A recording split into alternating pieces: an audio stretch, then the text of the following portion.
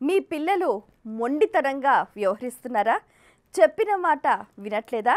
అయితే ఒక 11 ఆదివారాలు ఈ చిన్న పరిహారాన్ని పాటిస్తే సరి.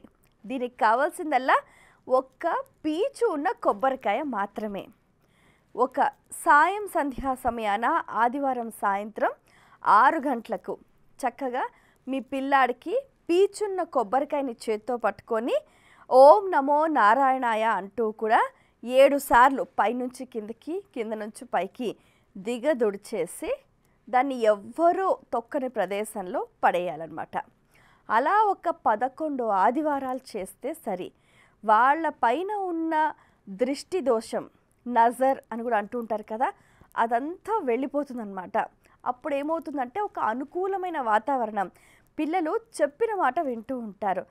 అలా చేస్తే ఈ చిన్న పరిహారం మీకు ఎంతో గొప్ప ఫలితాన్ని అందిస్తుంటుంది. మీ పిల్లలు చెప్పినట్టు వింటారు.